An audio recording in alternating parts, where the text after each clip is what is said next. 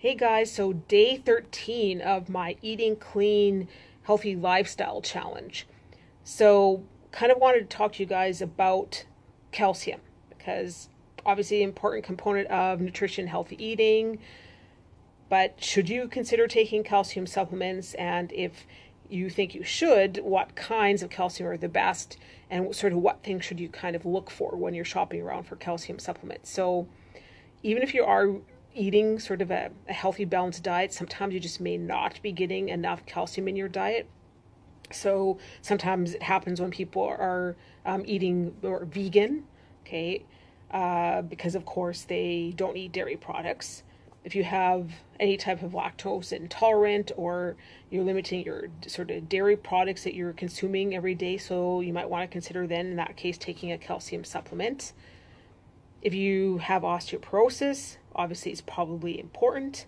If you have any kind of bowel or digestive diseases, this can actually decrease your ability to absorb calcium. So diseases like celiac, or if you have inflammatory bowel disease, so in this case you may want to consider as well taking a calcium supplement. There obviously are some risks associated with calcium. They're not going to be for everyone. In some cases, some people do have conditions where their body produces excess calcium in their bloodstream.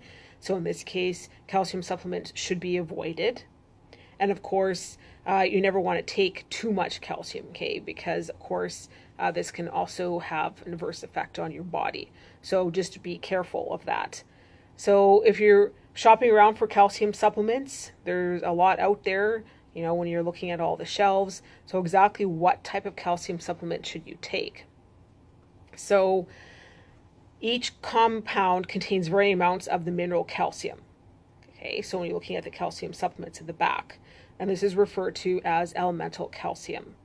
So some common calcium supplements could be labeled as calcium carbonate, which is very common, calcium citrate, calcium phosphate. You can also have calcium lactate. Okay, so how do you know which ones are great? And sometimes too, when you're buying calcium supplements, you're going to see them combined with other vitamins and minerals, often vitamin D or magnesium. Obviously, magnesium can help the absorption rate of calcium, so it's always good to see sort of those combined with calcium in the back of a supplement that you're actually going to be buying. But when you're at the store and you're looking at calcium supplements, you want to consider certain factors. Number one is the amount of calcium. Okay, so elemental calcium is key because it's the actual amount of calcium that's actually in the supplement. And it's what your body absorbs for bone growth and other health benefits. Okay, so this is something you're going to be looking at the back when you're looking at the label. Okay, so the supplemental facts label. So for example, let's say you were buying or looking at a calcium supplement that contained calcium carbonate. Now, it contains actually 40% elemental calcium. Okay, so if it says, so you have 1,250 milligrams of calcium carbonate, okay, remember 40% that's elemental calcium, that's 500 milligrams of elemental calcium. Okay, so make sure you take note of that when you're reading the label. You want to see its tolerability and it's also absorption rate. Okay, so sometimes some calcium supplements, can cause sometimes a bit of side effects, right? So constipation or gas. So that's something that you might want to consider too as well when you're shopping for calcium. If you're taking any types of prescriptions, sometimes calcium supplements can interact with the prescriptions that you're taking. So in some cases, it's important to take it between meals or with meals.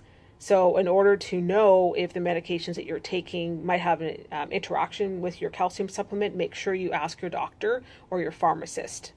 You also want to take in consideration the quality of calcium that you're taking and the cost. Okay, so again, absorption rate is key. If you're buying calcium with a very low absorption rate, then it's not really going to do any good. You're going to be taking something that in most cases you're just going to end up, peeing out. Okay, so that's a huge factor. And calcium is also better to take in small doses. So you never want to take too much at a time because it's better absorbed that way in small doses. So you want to make sure you're buying something that has 500 milligrams or less, okay, at a time. So these are some things that you want to look at. So what's the difference between these forms of calcium? So calcium carbonate is probably one that you're most familiar with and you've heard of. It's really that alkaline-based compound found in rocks, right? Found in limestone, animal shells, eggshells, etc. Find it also in tums and rolaids because it has a very alkaline nature. And again, 40% elemental calcium.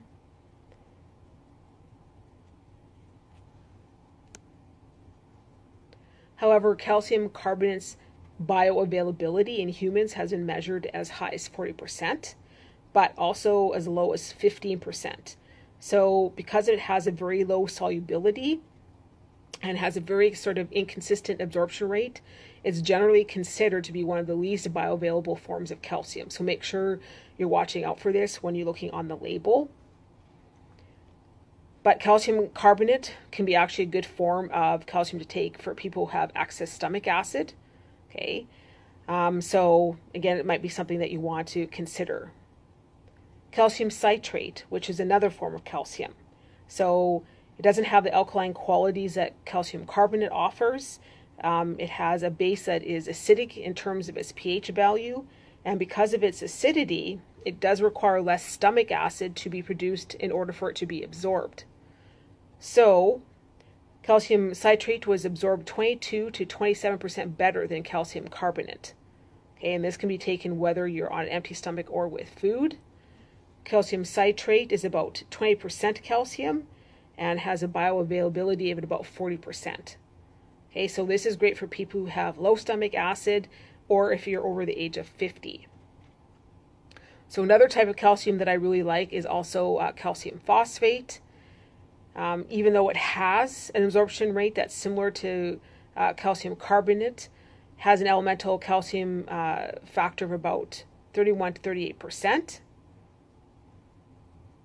Another one that you often see is also calcium lactate, which is obviously present in foods such as baking powder or aged cheese. So these are sort of some of the different types of calciums that you may want to look for when you're looking out for calcium supplements. So hopefully you got some value from this video, learning about calcium supplements and which ones to take and what to look for when you're shopping around and looking at the labels. If you have any questions, make sure that you reply below to this video. We'd be happy to answer them. And have a great night. We'll talk to you soon.